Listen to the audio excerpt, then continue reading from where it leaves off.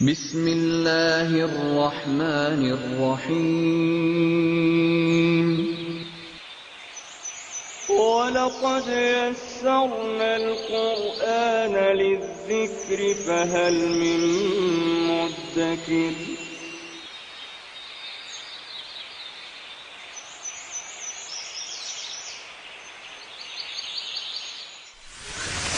ألف باء تاء ثاء جيم حاء خاء دال ذال راء زاي سين شين صاد ضاد طاء عين غين فاء قاف كاف لام ميم نون هاء واو ياء ياء هذه حروف الهجاء.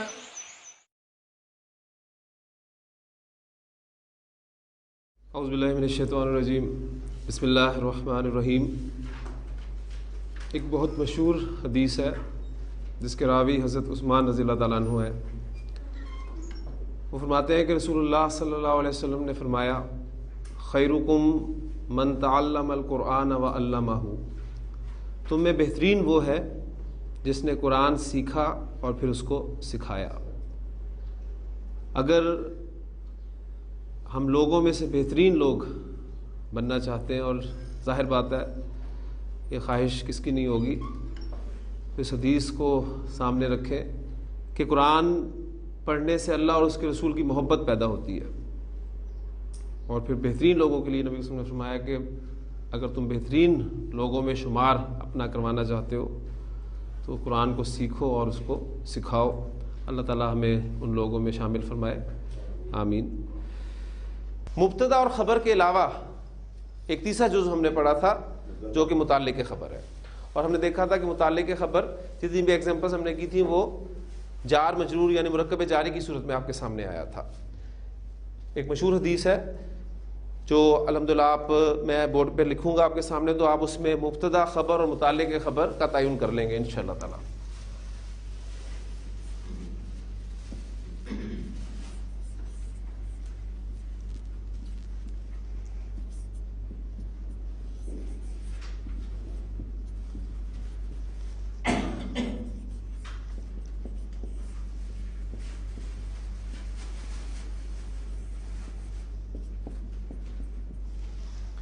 طلب العلم فریضۃ علی کل مسلم. علم کی طلب فرض ہے ہر مسلمان پر. جی اس میں اگر آپ اس کے اجزاء کا تعین کرنا چاہیں تو مبتدا کیا ہے آپ کا؟ طلب العلم، یہ آپ کا مبتدا ہو گیا. خبر فریضۃ، اور علی کل مسلم متعلق خبر. تو جار مجرور آپ کا متعلق خبر ہے، اور ہم نے دیکھا تھا کہ عربی جملے میں جو متعلق خبر ہے اس کی جگہ عام طور پر آخر میں ہوتی ہے، یعنی پہلے مبتدا آتا ہے پھر خبر اور پھر متعلق خبر. لیکن بعض اوقات اس متعلق خبر کو مبتدا اور خبر کے درمیان میں رکھ دیا جاتا ہے کلام کی خوبصورتی کے لیے، جس کی ایگزامپل ہم نے دیکھی تھی کل کہ اللہ علی کل شیء قدیر. ایک حدیث آپ کے سامنے اور لکھتا ہوں انشاءاللہ تعالیٰ، آپ اس میں بھی جملہ اسمیہ کے اجزاء جو ہے اس کو پہچان لیں گے.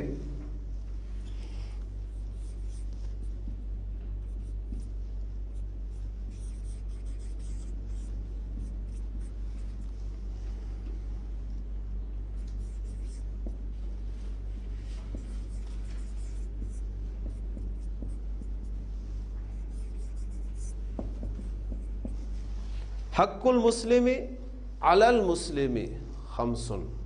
اب آپ اس میں دیکھ رہے ہیں کہ وہ ابھی جو میں بات کر کے ہٹاؤں کہ بعض اوقات متعلق خبر درمیان میں آ جائے گا، تو یہ بالکل وہی اسلوب ہے. حق المسلم علی المسلم خمس. ہاں اس میں مبتدا کیا ہے؟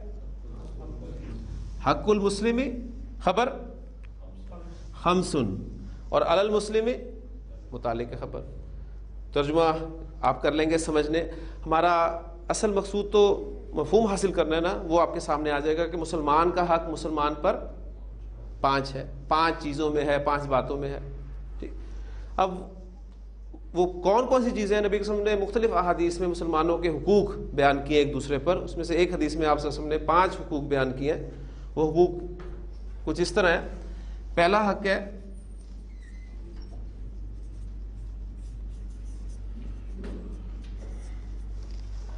رد السلامی.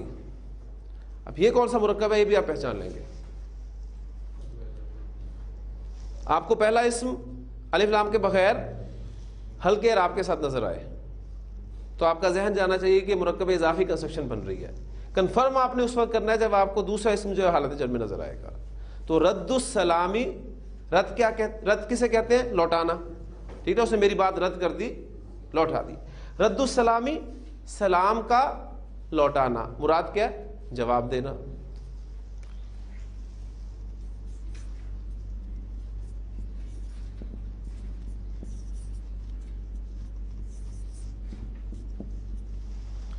عیادت المریض، اب یہ کون سا مرکب ہے؟ یہ بھی مرکب اضافی ہے. ترجمہ کیا کریں گے؟ مریض کی عیادت.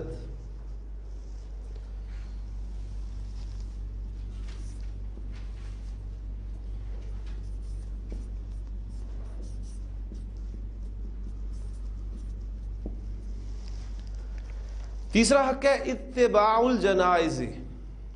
اتباع کسے کہتے ہیں؟ پیروی کرنا، پیچھے چلنا. جنازے کے پیچھے چلنا، مراد کیا ہے؟ نماز جنازہ پڑھنا. پھر چوتھا حق آپ نے فرمایا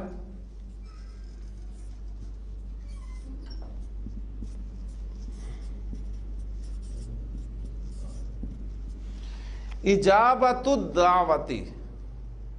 اجابت کہتے ہیں قبول کرنے کو، اور دعوت مرکب اضافی دعوت کا قبول کرنا.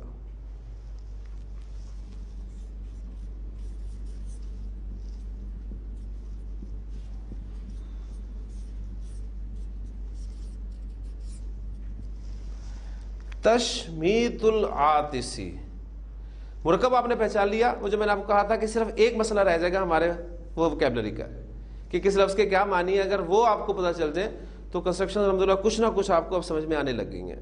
اب یہ حدیث آپ کو اس طرح تو لکھی ہوئی نہیں ملے گی، ظاہر بات ہے وہ 2 لائنز میں زیادہ سے زیادہ آ جائے گی یہ، لیکن اگر آپ تھوڑا سا غور کریں گے اس کے تھوڑے تھوڑے حصے پہ تو انشاءاللہ تعالیٰ اس قابل آپ ہو جائیں گے. تو جو 5واں حق ہے تشمیت العاطسی، اس میں جو 2 الفاظ استعمال ہوئے ان کے میں معنی آپ کو بتا دوں گا تو وہ بھی کلیئر ہو جائے گا. عاطس عربی زبان میں کہتے ہیں چھینکنے والا. جس انسان کو چھینک آتی ہے وہ چھینک مارتا ہے تو اسے کہا جاتا ہے عاطس. اور تشمیت یہ ایک کام کا نام ہے، یعنی انسان جب چھینکتا ہے تو لازمی بات ہے وہ الحمدللہ کہے گا، اللہ کا شکر ادا کرے گا وہ کہ اللہ تعالیٰ تیرا شکر ہے. اچھا، جب وہ الحمدللہ کہتا ہے تو جو اس کی چھینک سن کر الحمدللہ بھی سن لیتا ہے، پھر وہ اس کے جواب میں کہتا ہے یرحمک اللہ، کہ اللہ تجھ پر رحم کرے. یہ کام چھینک اس کے بعد الحمدللہ اس کا کہنا اور یہ سن کر جواب دینا یرحمک اللہ، یہ کام تشمیت کہلاتا ہے عربی زبان میں. تو تشمیت العاطسی، اب اس کا ترجمہ آپ خود سمجھ رہے ہیں، یعنی چھینکنے والے کی چھینک کا جواب دینا یرحمک اللہ کہہ کر. تو یہ 5 حقوق ہیں جو نبی کے وسلم نے بیان فرمائے، اور آپ نے ابھی صرف ایک سادہ جملہ پڑھا ہے اور ایک حدیث آپ کے سامنے میں نے بورڈ پہ لکھی ہے جو میں نے آپ سے کہا تھا کہ انشاءاللہ ایک دن میں آپ کے سامنے یہاں آیات اور احادیث لکھوں گا. اگر آپ تھوڑی سی توجہ کریں، تھوڑی سی محنت کریں تو آپ اس قابل ہو سکتے ہیں کہ آپ اس کے اجزاء پہچان لیں. کوئی لفظ اس میں ایسا نہیں ہے کنسٹرکشن کے اعتبار سے جو ہم نے ابھی نہ پڑھا. تو الحمدللہ 2 حدیث آپ کے سامنے بورڈ پہ لکھی ہیں، وہ آپ سمجھنے کے قابل ہیں. یہاں ایک چیز اور آپ کے سامنے میں واضح کر دوں، اور ایک حدیث انشاءاللہ تعالیٰ اور ہمارے سامنے آ جائے گی. یہ جو کلن ورڈ ہے اس کے بارے میں وہ اہم بات ہے. یہ ہے تو آگے کی چیزیں آپ کا مطالعہ آپ کو یہاں تک لے کے جائے گا انشاءاللہ تعالیٰ، لیکن یہ ہے کہ چونکہ ہم آہستہ آہستہ کچھ نہ کچھ سیکھ رہے ہیں تو میں چاہتا ہوں کہ یہ بھی آپ کے علم میں آ جائے. دیکھیے جو کلن ورڈ ہے، کلن منصرف لفظ ہے، اس کی حالت نصب بھی استعمال ہوگی، کلن اور کلن بھی استعمال ہوگی، اور 3 الفاظ قرآن مجید میں استعمال ہوئے. یہ جب مضاف ہو کر آتا ہے تو ظاہر بات الف لام کے بغیر ہوگا اور ہلکا اعراب ہوگا تو یہ کلو بن گیا. اب کلو کے بعد اگر مضاف الیہ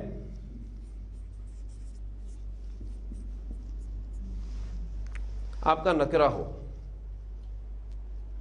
تو اس کا ترجمہ ہوگا ہر جو بھی مضاف الیہ ہوگا. کل مسلم ہر مسلمان، مراد تمام مسلمان. اگر ہو کل کتاب تو اس کا ترجمہ کیا ہوگا؟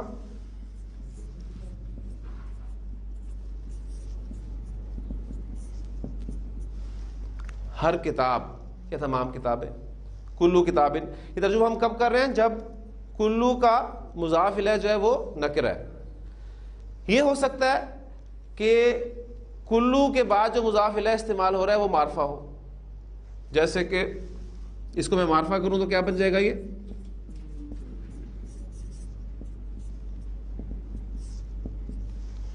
کل الکتابی.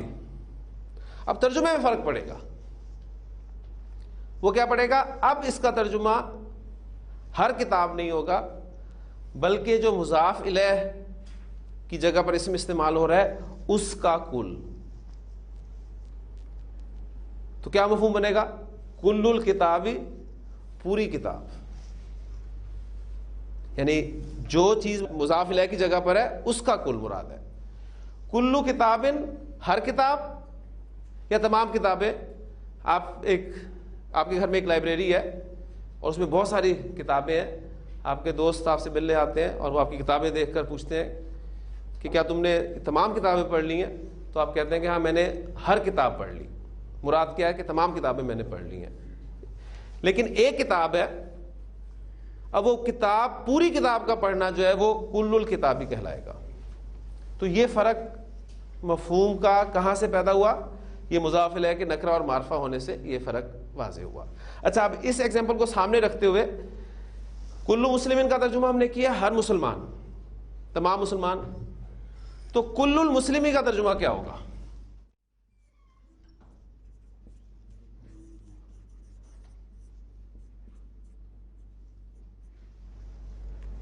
کل المسلمی، اس کا ترجمہ کیا ہوگا؟ پورا مسلمان. یعنی مسلمان کا کل، کتاب کا کل، مسلمان کا کل، مراد سارا کا سارا مسلمان، پورا کا پورا مسلمان. تو ایک حدیث جو اب آپ کے سامنے لکھ رہا ہوں اس میں آپ ان دونوں کنسٹرکشنز کو بڑی آسانی سے سمجھ لیں گے. بڑی خوبصورت حدیث ہے نبی اکرم صلی اللہ علیہ وسلم کی.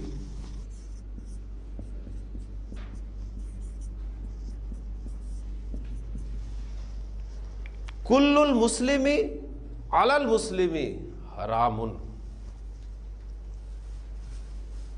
ہاں جی، کیا ترجمہ ہوا؟ مسلمان کا سب کچھ مسلمان پر حرام ہے. یعنی مبتدا، خبر اور متعلق خبر آپ نے پہچان لیا. اب کل المسلمی دیکھ رہے ہیں اور یہاں پر ہے کل مسلم. تو فرق کیا؟ وہاں ترجمہ ہم نے کیا تھا ہر مسلمان اور یہاں پر ہم ترجمہ کریں گے مسلمان کا سب کچھ. مسلمان کا سب کچھ مسلمان پر حرام ہے. مثلا خون کو عربی زبان میں کہتے ہیں دمن. دمن خون کو کہا جاتا ہے عربی زبان میں. سورہ یوسف میں جو الفاظ تھے کہ وہ بدمن کذبن، جھوٹ موٹ کا خون لگا کر لائے حضرت یوسف علیہ السلام کی قمیص پر، اس کا خون، مرکب اضافی دمہ، اس کا خون حرام ہے مسلمان پر.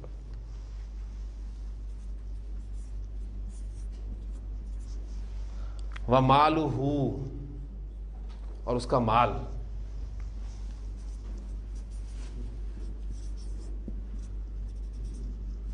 وعرضہ، اور اس کی عزت و آبرو. اب بات پھر وہی وکیبلری کی رہ جائے گی. لفظ کے معنی آپ کے سامنے آ گئے، باقی کنسٹرکشنز الحمدللہ ہمیں پتہ چلنی شروع ہو گئی ہیں. تو یہ چیزیں ہیں جو آپ آہستہ آہستہ سیکھیں گے. یعنی ابھی آپ کو بنیادی چیزیں بتائی جا رہی ہیں، پہچان کروائی جا رہی ہے. انشاءاللہ تعالیٰ اس کے بعد آپ کی یہ محنت ہے، دلچسپی ہے.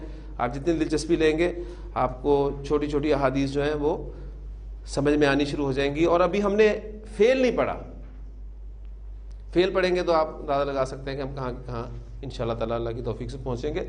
تو فیل پڑھے بغیر الحمدللہ ہمارے سامنے قرآن مجید کی آیات اور حدیث آئی ہیں جس کے حصے آپ نے پہچاننے شروع کر دیے۔ جملہ اسمیہ میں بعض اوقات جو مرکب اضافی ترکیب ہوتی ہے جس میں یا متکلم استعمال ہوتا ہے، وہاں انسان کنفیوز ہو جاتا ہے کہ وہاں پر ہم نے کیا کرنا ہے۔ اس کے حوالے سے بھی بہت ساری چیزیں آپ کے سامنے آئیں گی تو آپ نے پہچاننے کی کوشش کرنی ہے۔ ایک کنسٹرکشن ہے، آپ ہر جمعے کو خطبے میں وہ الفاظ لازماً سنتے، ہر جمعے میں خطبے میں امام صاحب آپ کے سامنے وہ الفاظ بولتے ہیں۔ وہ الفاظ کیا ہوتے ہیں؟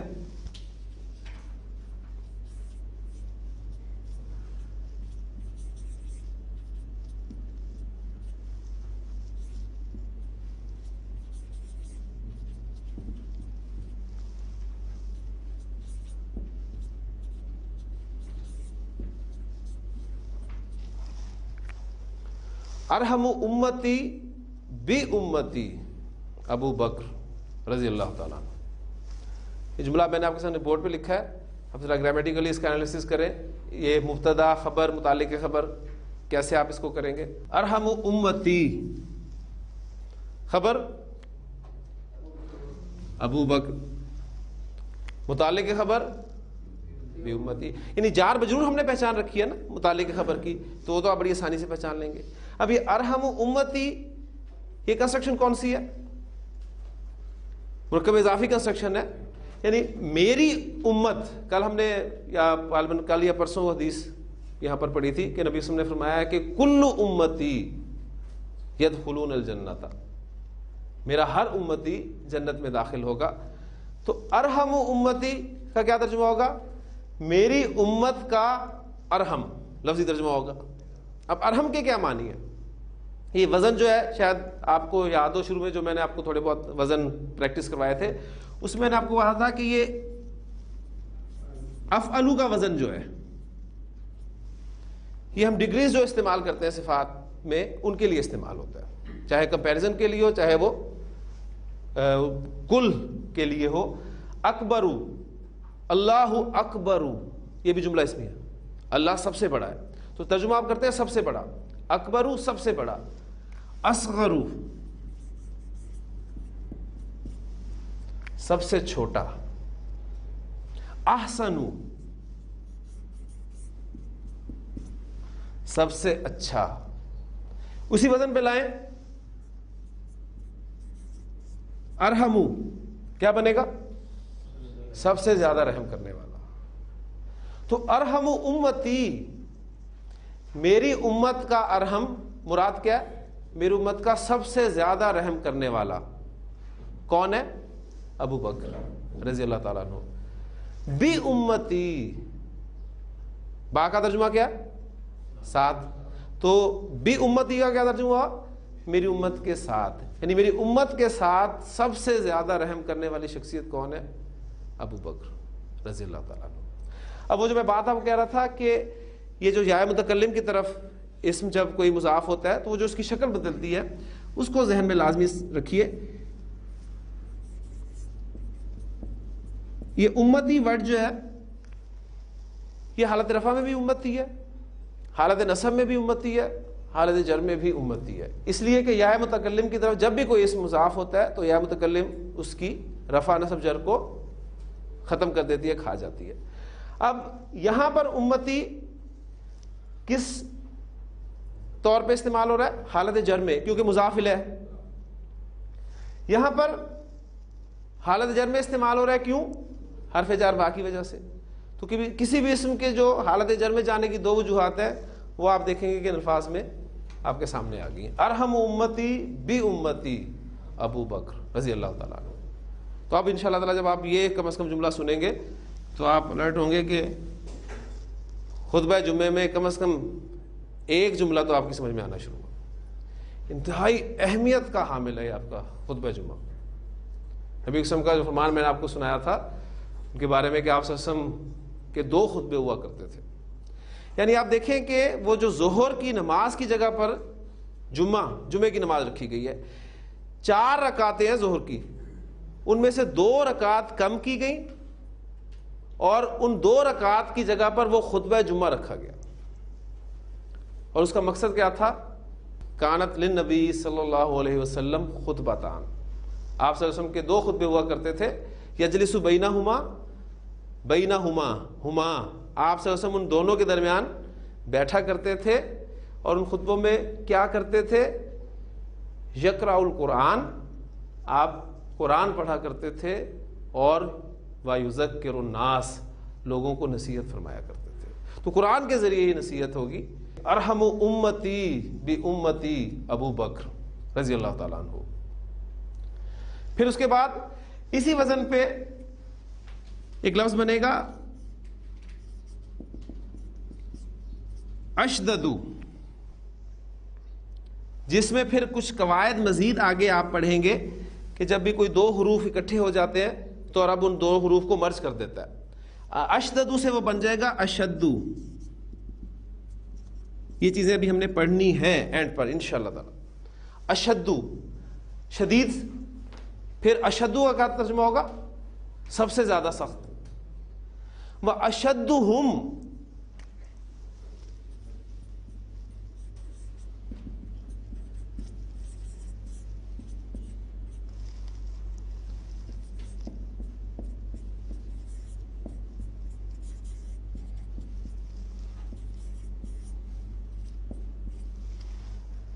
وَأَشَدُّهُمْ فِي أَمْرِ اللَّهِ، عمر رضی اللہ تعالیٰ عنہ، اور ان کا سب سے سخت کون ہے؟ عمر۔ مبتدا خبر۔ اب عمر اسم جو ہے آپ اسے بغیر تنوین کے دیکھ رہے ہیں تو اس کا کیا مطلب ہے؟ یہ غیر منصرف اسم ہے۔ اچھا، وَأَشَدُّهُمْ عمر، لیکن کس اعتبار سے، کس چیز کے بارے میں؟ فی امر اللہ، اللہ کے معاملے میں۔ اللہ کے معاملے میں سب سے سخت کون ہے؟ عمر رضی اللہ تعالیٰ۔ پھر اس کے بعد اسی وزن پر آپ آئے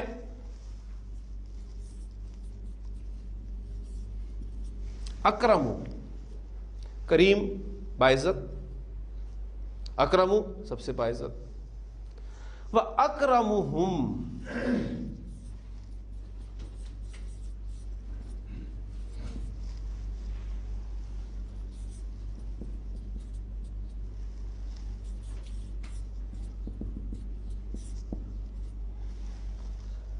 حیاءً عثمان۔ اب یہ اسم جو آپ کو درمیان میں حالت نصب میں نظر آیا ہے، یہ ابھی آپ کو سمجھ میں نہیں آئے گا، کیونکہ ابھی ہم نے کوئی اسم حالت نصب میں کیوں جاتا ہے اس کی وجہ نہیں پڑی ابھی تک۔ انشاءاللہ تعالیٰ یہ بھی پتہ چلے گا، لیکن کچھ نہ کچھ تو آپ کو پتہ چلے گا۔ وَأَكْرَمُهُمْ عثمان، اور ان میں سب سے اکرم عثمان رضی اللہ تعالیٰ عنہ ہے۔ کس اعتبار سے؟ حیا کے اعتبار سے۔ پھر قاضی کسے کہتے ہیں؟ قاضی فیصلہ کرنے والا، ٹھیک۔ اسی وزن پہ جب ہم اس کو رکھیں گے تو بنے گا اقضیو، وہی وزن ہے، دیکھیں، اکبرو، اصغرو، احسنو، ارحمو، اشددو، اکرمو، اقضیو۔ اس میں جو سادے سادے الفاظ ہیں وہ تو اسی طرح استعمال ہوں گے، لیکن جہاں کچھ خاص باتیں آئیں گی وہاں پر ان الفاظ کو ایک خاص انداز سے بیان کیا جائے گا، جیسے کہ 2 حروف اکٹھے آئے تو ان کو مرج کر دیا گیا، وہ اشدو بن گیا۔ اسی طرح جب بھی کسی اسم کے آخر میں یا آ جاتی ہے، اس یا پر پیش ہوتی ہے اور پیچھے زبر ہوتی ہے، تو عام طور پر اس کو کھڑی زبر کے ساتھ لکھا جاتا ہے، اقضا، سب سے بہترین یا سب سے اچھا فیصلہ کرنے والا، اقضا۔ اور پھر اس لفظ کو جب کسی ضمیر کے ساتھ لکھا جاتا ہے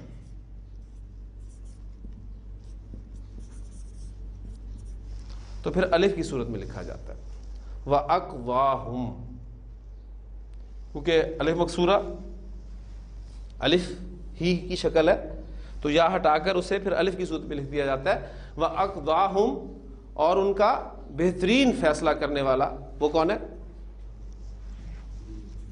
علی رضی اللہ تعالیٰ عنہ۔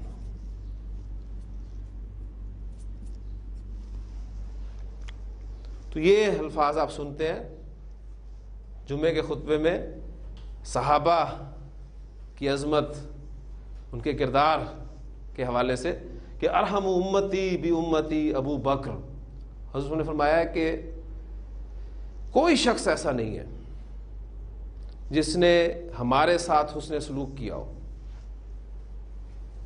اور ہم نے اس کی مکافات نہ کر دی ہو سوائے ابو بکر کے، کہ انہوں نے ہمارے ساتھ جو بھی حسن سلوک کیا ہے میں اس کا بدلہ اس دنیا میں انہیں نہیں دے سکتا، ان کے عمل کا بدلہ تو اللہ تعالیٰ قیامت کے دن ہی انہیں دے گا۔ اور پھر آپ نے فرمایا کہ کسی کا مال میرے اور نبی صلی اللہ علیہ وسلم کی ذات، آپ صلی اللہ علیہ وسلم نے اپنی ذات کے لیے مال کو استعمال نہیں کیا، دین کے لیے اس مال کو استعمال کیا، کسی کا مال میرے اتنا کام نہیں آیا جتنا ابو بکر کا مال کام آیا۔ آپ سب لوگ جانتے ہیں کہ حضرت ابو بکر صدیق جب ایمان لے کر آئے تھے تو اس وقت ان کے پاس 40,000 درہم تھے۔ 40,000 درہم اماؤنٹ اس دور کے حساب سے معمولی اماؤنٹ نہیں ہے، لیکن وہ اماؤنٹ آپ رضی اللہ تعالیٰ عنہ نے حضور صلی اللہ علیہ وسلم کو دے دی کہ اسے آپ جس طرح چاہے خرچ کریں۔ اور پھر حضرت ابوبکر صدیق رضی اللہ عنہ نے بھی جس طرح غلاموں کو آزاد کرانے میں وہ اپنی رقم جو ہے وہ خرچ کیا ہے، وہ ایگزامپلز آپ کے سامنے ہیں۔ حضرت بلال رضی اللہ عنہ کو کس نے آزاد کروایا، اور اتنے بڑے بڑے نام ہیں، کس نے آزاد کروایا؟ حضرت ابوبکر صدیق رضی اللہ عنہ۔ اب یہ کیا وجہ تھی؟ وہ جو ایک رحمت، ایک رحیم ہونے کا جذبہ تھا حضرت ابوبکر صدیق رضی اللہ عنہ کے اندر، یہ اس کی نشانی تھی۔ اس لیے نبی صلی اللہ علیہ وسلم نے فرمایا کہ ارحم امتی بی امتی ابو بکر رضی اللہ تعالیٰ عنہ۔ پھر جب بھی کوئی معاملہ ہوتا تھا اللہ کے اعتبار سے، اللہ کے معاملے میں، اس میں سب سے سخت رائے آپ کو کس کی ملتی تھی؟ عمر رضی اللہ تعالیٰ عنہ کی۔ قیدیوں کے ساتھ کیا کیا جائے؟ جنگ بدر کے قیدی آئے ہیں، کیا کیا جائے اس کے ساتھ؟ حضور مشورہ کر رہے ہیں صحابہ کے ساتھ۔ ابو بکر رضی اللہ عنہ کی رائے یہ ہے کہ فدیہ لے کے انہیں چھوڑ دیا جائے۔ حضرت عمر رضی اللہ عنہ کی رائے کیا ہے کہ نہیں، ان میں سے ہر ایک کو قتل کیا جائے، اور قتل بھی اس انداز سے کیا جائے کہ جس کا جو قریبی شخص ہے وہ اس کو قتل کرے، یعنی وہ اشدہم فی امر اللہ عمر، اللہ کے معاملے میں سب سے سخت کون ہے؟ عمر رضی اللہ تعالیٰ۔ پھر وَأَكْرَمُهُمْ حَيَاءً عثمان رضی اللہ تعالیٰ عنہ۔ حضرت عائشہ رضی اللہ تعالیٰ عنہ راوی ہیں، فرماتی ہے کہ ایک مرتبہ رسول اللہ صلی اللہ علیہ وسلم میرے حجرے میں تشریف رکھتے تھے، لیٹے ہوئے تھے، اور میری چادر انہوں نے اوڑھی ہوئی تھی کہ والد صاحب نے کسی کام کے سلسلے میں اندر آنے کی اجازت طلب کی۔ حضور صلی اللہ علیہ وسلم نے اجازت دی اور اسی طرح لیٹے رہے۔ حضرت بکر آئے، اپنی بات کی اور واپس چلے گئے۔ اس کے بعد حضرت عمر رضی اللہ عنہ نے آنے کی اجازت طلب کی، حضور صلی اللہ علیہ وسلم نے اجازت دی، حضرت عمر آئے، کام کی بات کی اور چلے گئے۔ اس کے بعد حضرت عثمان رضی اللہ تعالیٰ عنہ نے آنے کی اجازت طلب کی، تو حضور صلی اللہ علیہ وسلم بستر پر صحیح ہو کر بیٹھے، چادر صحیح کی۔ اب ایک ایک بات تو حضور صلی اللہ علیہ وسلم کی نوٹ کی جاتی تھی۔ حضرت عثمان آئے، انہوں نے بات کی، چلے گئے۔ حضرت عائشہ نے پھر پوچھا کہ اللہ کے رسول صلی اللہ علیہ وسلم، آپ نے جو اہتمام عثمان رضی اللہ تعالیٰ عنہ کے لیے کیا وہ نہ ابو بکر کے لیے کیا نہ عمر کے لیے کیا، اس کی کیا حکمت ہے؟ تو آپ نے فرمایا کہ عثمان میں حیا کا جو وصف ہے وہ بہت غالب ہے۔ میں نے خیال کیا کہ عثمان اپنے کام کے سلسلے میں میرے پاس آئیں گے، کوئی بات کرنا چاہیں گے، لیکن مجھے اس حالت میں دیکھ کے کہ آپ سے آرام فرما رہے ہیں، وہ اپنی بات نہیں کر سکیں گے، لہٰذا میں نے اس کے لیے یہ جو ہے طریقہ کار اختیار کیا۔ تو اور یہ فرمایا تھا کہ عثمان تو ہے جس سے فرشتے بھی حیا کرتے ہیں، وہ اکرمہم حیاء عثمان رضی اللہ تعالیٰ عنہ۔ اور پھر کیا ہی کہنے حضرت علی رضی اللہ تعالیٰ عنہ کے، وَأَقْضَاهُمْ علی، بہترین فیصلہ کرنے والا، لوگوں کے جھگڑوں کا، نزاعات کا بہترین فیصلہ کرنے والی شخصیت کون ہے؟ حضرت علی رضی اللہ عنہ۔ مشہور واقعہ آپ کے علم میں ہوگا، میں سمجھتا ہوں کہ ایک مسلمان کو ہمارے یہ ہیروز ہیں، ان کی زندگی کے بارے میں یقیناً معلومات ہونی چاہیے۔ ہم پتہ نہیں کس کس کو پڑھتے رہتے ہیں، ہمارے ہیروز یہ ہونے چاہیے۔ حضرت علی رضی اللہ عنہ کے پاس ایک مرتبہ ایک معاملہ آیا تھا، ایک کیس تھا، 3 افراد تھے، اور ان کا کیس یہ تھا کہ جی ہمارے پاس 17 اونٹ ہے، اس 17 اونٹ ہم نے اس طریقے سے تقسیم کرنے ہیں، وصیت کے مطابق کہہ لیں کہ ہم میں سے ایک کو نصف ملے ان اونٹوں کا، ایک کو 1/3 ملے اور ایک کو 9واں حصہ ملے۔ ہمارے سے یہ 17 اونٹ تقسیم نہیں ہو رہے۔ اب نصف 17 کو نصف کریں تو آپ کو پوائنٹس میں جواب نکلے گا آج کل کے حساب سے، تو ان اونٹوں کو کیسے تقسیم کیا جائے، ہم بہت پریشان ہیں۔ حضرت علی نے فرمایا کوئی مسئلہ ہی نہیں۔ انہوں نے کیا کیا، انہوں نے بیت المال سے ایک اونٹ منگوایا، وہ اونٹ منگوا کر ان اونٹوں میں شامل کیا۔ کتنے ہو گئے؟ 18۔ اس کے بعد جسے نصف ملنا تھا کتنے بنے؟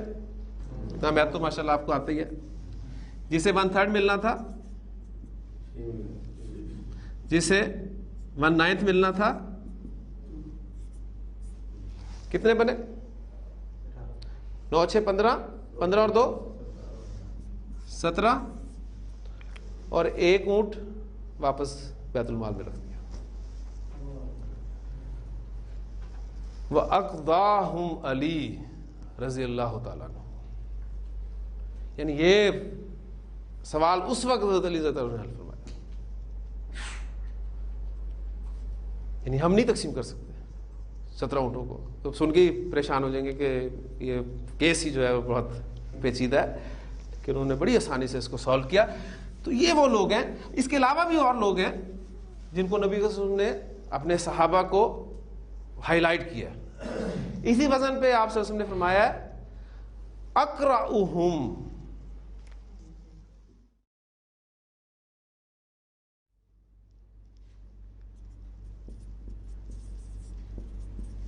وَأَقْرَأُهُمْ اُبَيُّ بْنُ کعب رضی اللہ تعالیٰ عنہ، حضرت ابی بن کعب رضی اللہ تعالیٰ عنہ، وہ اس امت کے بہترین قاری، قرآن مجید پڑھنے والے۔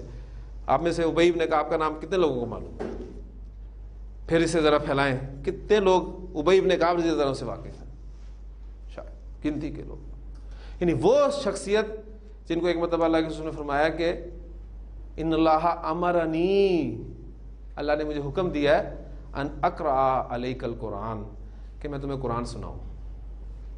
حضور صلی اللہ علیہ وسلم فرما رہے ہیں حضرت ابی بن کعب سے کہ اللہ نے مجھے حکم دیا کہ میں تمہیں قرآن پڑھ کر سناؤں۔ انہوں نے پوچھا کہ ہوا سمانی، اللہ نے میرا نام لے کر کہا ہے؟ قال نعم، تو آپ سے نے فرمایا یس، ہاں۔ فبکا ابی، تو ابی رضی اللہ عنہ رو پڑے۔ قرآن کے بہترین قاری ابی بن کعب۔ پھر اسی وزن پہ عالمہم، ان کا بہترین عالم، کس اعتبار سے؟ بالحلال والحرام، حرام اور حلال کے بارے میں۔ وہ کون ہے؟ معاذ بن جبل رضی اللہ تعالیٰ عنہ، حضرت معاذ بن جبل رضی اللہ تعالیٰ عنہ۔ جب آپ صلی اللہ علیہ وسلم نے انہیں گورنر بنا کر بھیجا ہے اور چھوڑنے آئے ہیں، تو ان سے پوچھا تھا کہ معاذ کس طرح فیصلہ کرو گے؟ فرمایا تھا کہ اللہ کی کتاب کے مطابق، اگر کتاب میں کوئی معاملہ نہ ملا تو آپ کی سنت سے دیکھوں گا، اگر وہاں سے بھی رہنمائی نہ مل سکی تو پھر فرمایا پھر میں ان دونوں کے نیچے نیچے رہتے ہوئے اپنی عقل کو اور باقی معاملات استعمال کرتے ہوئے فیصلہ کروں گا۔ اس نے فرمایا تھا کہ اللہ کا شکر ہے جس نے اپنے رسول کے قاصد کو بہترین فیصلہ کرنے کی توفیق عطا فرمائی۔ تو یہ وہ لوگ ہیں جن کا ذکر ہم آج کرتے ہیں تو ہمارا ایمان جو ہے وہ بڑھتا ہے۔ اور بھی آپ کو صحابہ ملیں گے۔ اس کے بعد ہم نے ایک چیز پڑھی تھی کل کہ بعض اوقات جملہ اسمیہ میں خبر موجود نہیں ہوتی، ٹھیک، اور قائم مقام خبر جو ہے وہ اس کی جگہ لے لیتا ہے۔ مثلا ہم نے کیا تھا الحمدللہ،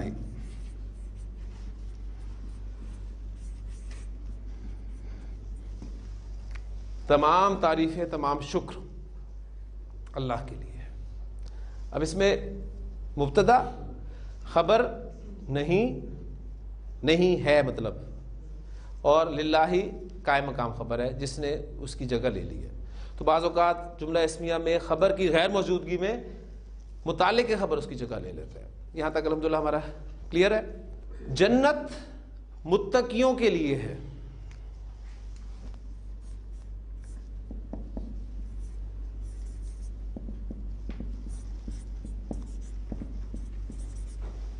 جی مبتدا کیا ہے اس میں؟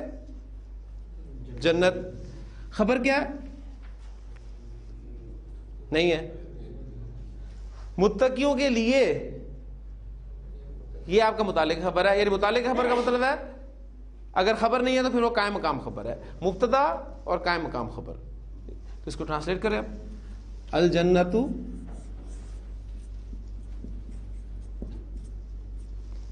ہاں جی جنت کا ورڈ جو ہے جنت عربی زبان میں باغ کے لیے بولا جاتا ہے, ذہن میں رکھیے گا. ٹھیک ہے, جنت باغ. اب اس پر جب الف لام لگے گا تو پھر وہ الجنت مراد ہوگی, ذہن میں رکھیے گا. الجنت للمتقین.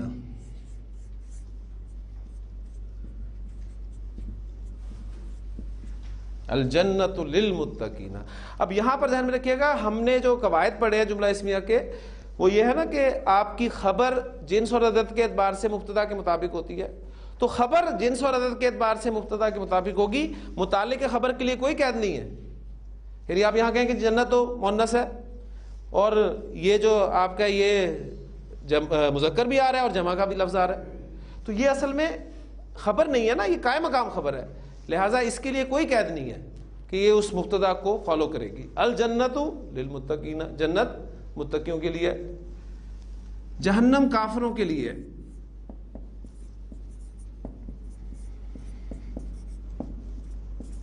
جی مبتدا کیا؟ جہنم, اور خبر نہیں ہے, قائم مقام خبر کافروں کے لیے. ہاں جی, اب جہنم جو ہے یہ اس میں علم ہے, ذہن میں رکھیے گا, جہنم. لہذا اس پر آپ کو الف لام داخل کرنے کی کوئی ضرورت نہیں ہے. جہنم للکافرین,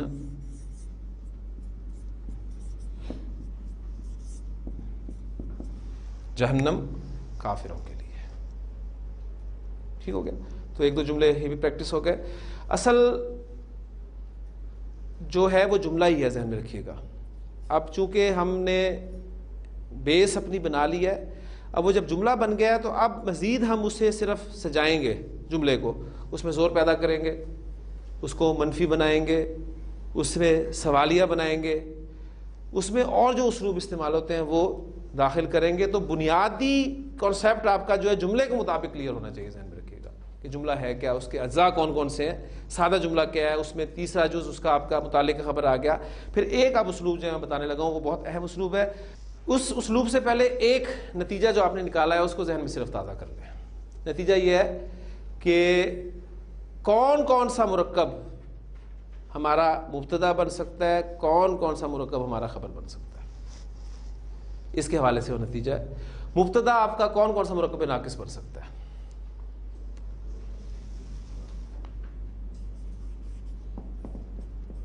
مرکب توصیفی, اضافی اور اشاری. یہ تین مرکبات ناقصہ آپ کا مبتدا بننے کی صلاحیت رکھتے ہیں. ایگزامپلز آپ نے خود کوشش کرنی ہے ان کی ایک ایک آگے لکھنے کی. ٹھیک, مرکب توصیفی آپ کا مبتدا ہو, مرکب اضافی آپ کا مبتدا ہو, مرکب اشاری آپ کا مبتدا ہو. کون کون سا مرکب ناقص ہمارا خبر بن سکتا ہے؟ توصیفی, اضافی, اور اب خبر کی غیر موجودگی میں مرکب جاری وہ آپ کا خبر بن سکتا ہے. اب کل کتنے مرکبات ناقص ہم نے پڑھے تھے؟ 4. اب یہاں کون سا کم ہے اور یہاں کون سا کم ہے یہ بتائیے. مبتدا میں جاری نہیں ہے اور خبر میں اشاری نہیں ہے, تو ایک نظر نکال لیں کہ آپ کا مرکب اشاری خبر نہیں بنتا اور مرکب جاری مبتدا نہیں بنتا. اور اس بات پہ آپ نے خاص زور رکھنا ہے کہ آپ کا مرکب جاری مبتدا نہیں بن سکتا, اس میں مبتدا بننے کی صلاحیت نہیں ہے. وہ خبر تو بن سکتا ہے کیونکہ ہے وہ اصل میں قائم مقام خبر ہے, وہ سٹیٹس لے سکتا ہے خبر کا کیونکہ متعلق ہے خبر ہے، لیکن وہ مبتدا نہیں بن سکتا. اس بات کو آپ نے ذہن میں رکھنا ہے. تو اب وہ جو بات آپ سے کرنے لگا وہ آپ کو سمجھ میں آئے گی انشاءاللہ تعالی. الحمدللہ، تمام تعریفیں، تمام شکر اللہ کے لیے ہے. بعض اوقات آپ دیکھتے ہیں جملہ کچھ اس طرح لکھا ہوتا ہے،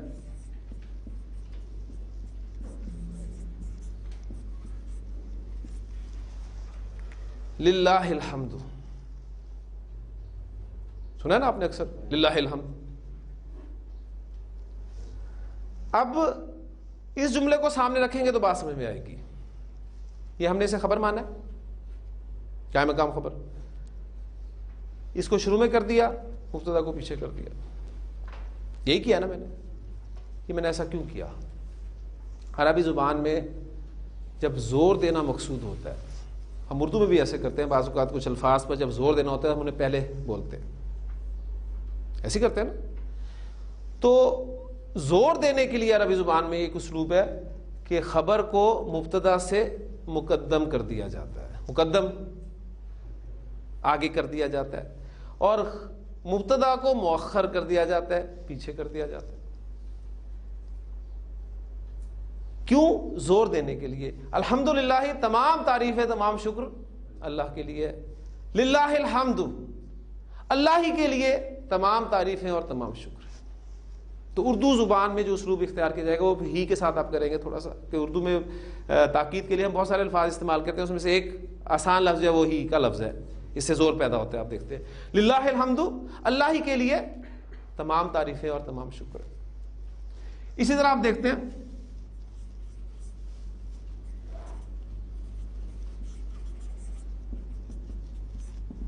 ملک السماوات والارض،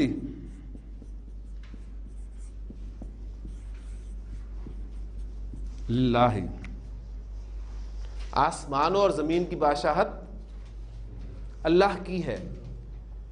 اب یہاں ہم لام جارہ کو لام تملیغ کے ترجمے میں کریں گے. آسمان اور زمین کی بادشاہت کس کی ہے؟ اللہ کی ہے.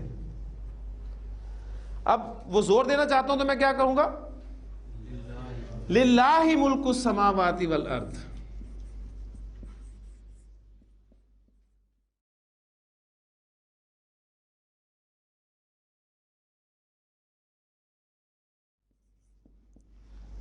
اللہ ہی کی ہے آسمانوں اور زمین کی بادشاہت. تو یہ زور دینے کے لیے، تاکید پیدا کرنے کے لیے ایک اسلوب عربی زبان کا ہے کہ آپ خبر کو مقدم کر دیتے ہیں، مبتدا کو مؤخر کر دیتے ہیں. شروع میں یہ آنے سے مبتدا نہیں بن جاتا، کیونکہ ہم نے ابھی رزلٹ نکالا ہے کہ مرکب جاری آپ کا مبتدا نہیں بن سکتا. یہ زور اس لیے دے رہا ہوں کہ اب جو ایگزامپل لکھ رہا ہوں آپ نے اس میں مجھے بتانا ہے کہ یہاں کون سا اسلوب اختیار کیا گیا.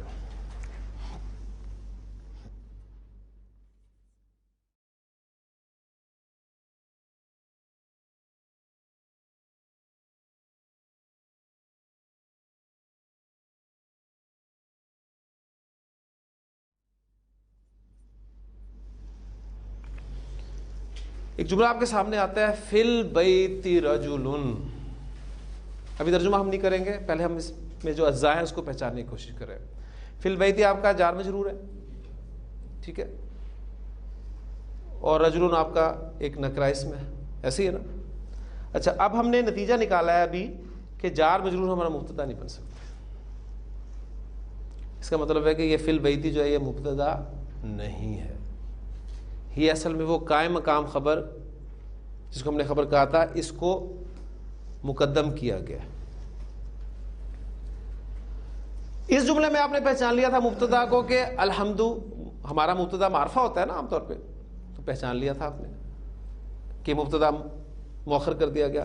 اب یہاں پر اسم آپ کو نظر آ رہا ہے نکرہ، فی البیت رجل. تو یہ کیا ہے؟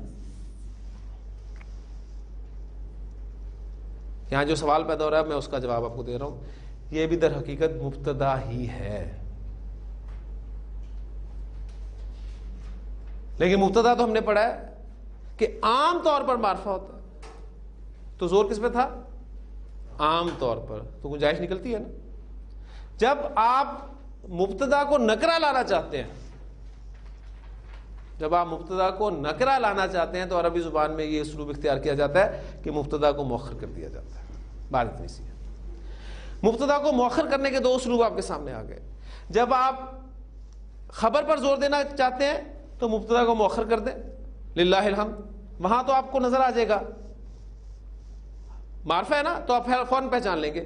لیکن اس قسم کی کنسٹرکشنز میں جہاں آپ کو کوئی اسم نکرہ نظر آئے گا تو آپ کا ذہن جائے گا کہ شاید یہ خبر ہے, لیکن یہ خبر نہیں ہے, در حقیقت یہ مبتدا ہی ہے. جب آپ مبتدا کو نکرہ لانا چاہتے ہیں عربی زبان میں, عربی اسلوب میں, تو آپ یہ اسلوب اختیار کرتے ہیں کہ خبر کو مقدم کر دیتے ہیں اور مبتدا کو مؤخر کر دیتے ہیں. تو فی البیت رجل کا ترجمہ ہوگا گھر میں کوئی آدمی ہے, ٹھیک ہے نا, آدمی گھر میں ہے, الرجل فی البیت, آدمی گھر میں ہے, گھر میں کوئی آدمی ہے, گھر میں ایک آدمی ہے. اب وہ ایک یا کوئی کا مفہوم دینا چاہ رہے ہیں نا آپ, اس کے لیے پھر اسلوب اختیار کیا جائے گا کہ آپ مبتدا کو مؤخر کر دیں گے. اس میں ایگزامپلز بہت ساری اب قرآن مجید سے آپ کو ملیں گی, صرف 2-3 ایگزامپلز لکھ کر بات کو ختم کرتا ہوں. آپ کو اس میں کوئی ٹینشن لینے کی ضرورت نہیں ہے, آپ نے صرف جو بات یاد رکھنی ہے وہ یہ ہے کہ جب بھی آپ کو کوئی جملہ جار مجرور سے شروع ہوتا ہوا نظر آئے تو فوری طور پہ ذہن میں ایک بات لانی ہے کہ یا تو یہ زور دینے کے لیے کیا گیا ہے اور اس کی پہچان آپ کو ہو جائے گی, آپ کا مبتدا, آپ کو اگلا اسم جو ہے وہ معرفہ نظر آئے گا, یا پھر دوسرا اسلوب یہ ہوگا کہ آپ کا مقصود جو ہے وہ مبتدا کو نکرہ لانا ہے. یہ دو اسلوب آپ کو ذہن میں رکھنے چاہیے. قرآن مجید آپ نے پڑھنا شروع کیا, سورۃ البقرہ آپ پڑھ رہے ہیں کہ الف لام میم ذالک الکتاب لا ریب فیہ ھدی للمتقین الذین یؤمنون بالغیب ویقیمون الصلاۃ ومما رزقناہم ینفقون والذین یؤمنون بما انزل الیک وما انزل من قبلک وبالآخرۃ ھم یوقنون اولئک علی ھدی من ربہم واولئک ھم المفلحون. اس کے بعد ان الذین کفروا سواء علیہم اانذرتہم ام لم تنذرہم لا یؤمنون ختم اللہ علی قلوبہم وعلی سمعہم وعلی ابصارہم غشاوہ ولہم عذاب عظیم.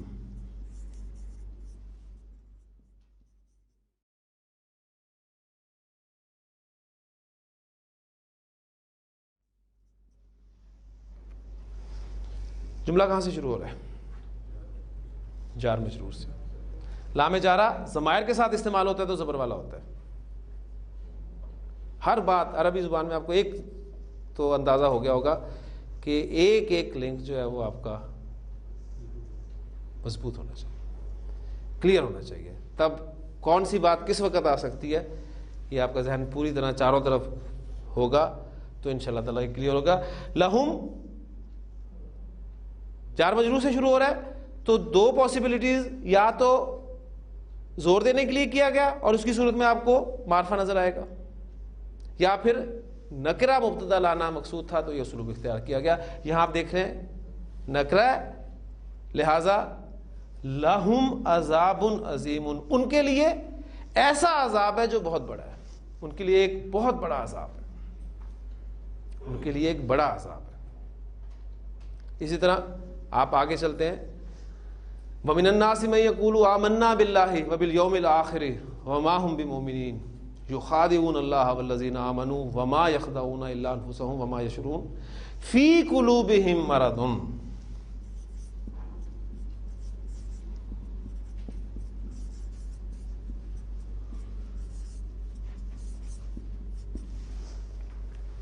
کہاں سے شروع ہو رہا ہے جملہ آپ کا؟ جار مجرور سے. فی قلوبہم, ان کے دلوں میں, مرضن, کوئی بیماری ہے, ان کے دلوں میں ایک بیماری ہے. اب مبتدا نکرہ لانا مقصود تھا لہذا اسلوب اختیار کیا گیا.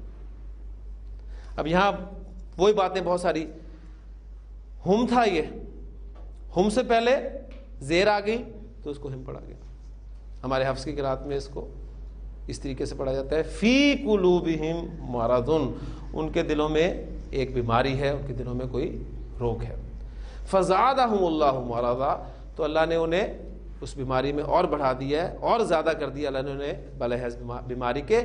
وَلَهُمْ عَذَابٌ عَلِيمٌ, پھر آ گیا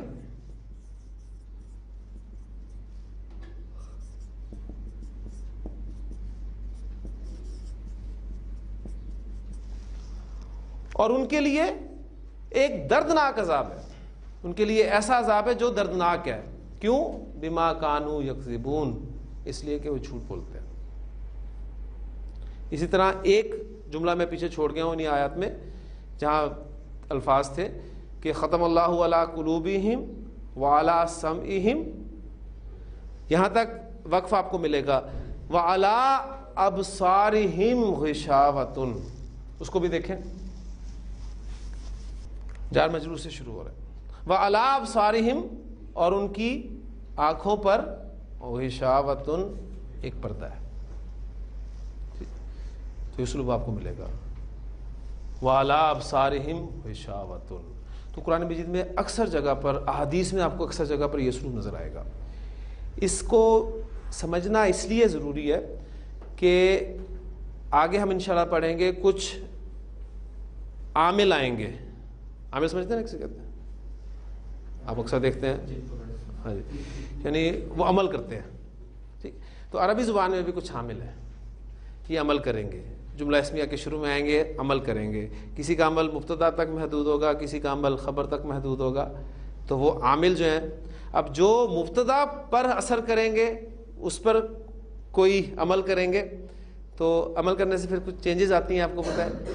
وہ چینجز آپ کو سمجھ نہیں آئیں گی اس وقت تک جب تک آپ کو یہ کانسیپٹ کلیئر نہیں ہوگا. اس میں صرف ایک ایڈیشن میں کر رہا ہوں. میں نے آپ کو کہا کہ جار مجرور مبتدا نہیں بن سکتے. کیا کوئی اور چیز بھی مبتدا نہیں بن سکتی؟ تو ظرف بھی مبتدا بننے کی صلاحیت نہیں رکھتا، ذہن میں رکھیے گا. اس کے لیے جملہ، ایک صرف جملہ ہے چھوٹا سا، وہ لکھ کے بات کو بالکل ختم کرتا ہوں. ظرف ہوتا کیا؟ ظرف وہ اسم ہے جو فعل کے واقع ہونے کی وقت یا جگہ کو بیان کرتا ہے. بس آپ کہتے ہیں الکلب موجود تحت الشجرۃ.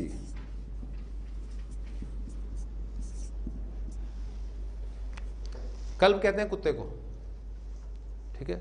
اب یہ قاف سے ہو تو دل بن جاتا ہے اور کاف سے ہو تو کتا بن جاتا ہے.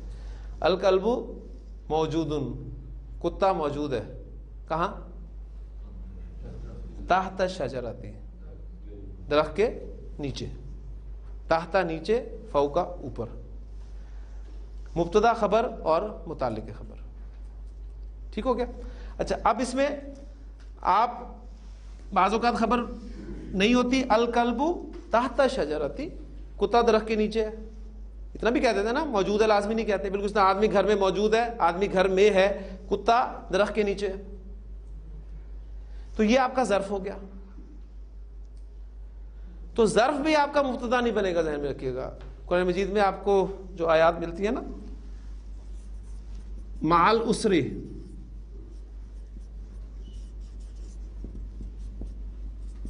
یسر، تنگی کے ساتھ ایک آسانی ہے. یہ وہی اسلوب ہے. اب یہ مع ساتھ ہے نا، یہ ظرف کا مفہوم دے رہا ہے، جگہ کا مفہوم دے رہا ہے. ساتھ، عسر کہتے ہیں تنگی کو، یسر کہتے ہیں آسانی کو. مع العسر یسر، تنگی کے ساتھ ایک آسانی ہے. اور اب یہ بھی وہ اسلوب ہے کہ یہ آپ کا مبتدا مؤخر ہی کیا گیا. اب وہ جو عامل کی میں بات کر رہا تھا، قرآن مجید میں چونکہ آپ کو آیتیں ملتی ہیں نا انا کے ساتھ، تو انا وہ عامل ہے. کل پڑھیں گے انشاءاللہ تعالی انا کو. یہ عامل ہے، یہ آئے گا جملہ اس میں سے شروع میں، تو مبتدا کو یہ حالت نصب میں لے جائے گا. تو آپ کیا دیکھتے ہیں وہاں پر کیا الفاظ ہیں قرآن مجید میں؟ ان مع العسر یسرا. وہ حالت نصب میں کیوں جائے گا؟ یہ ایڈوانس چیز بتا دی تاکہ کل کے ٹاپک کی دلچسپی آپ میں قائم رہے. سبحانک اللہم و بحمدک، نشہد ان لا الہ الا انت، نستغفرک و نتوب الیک.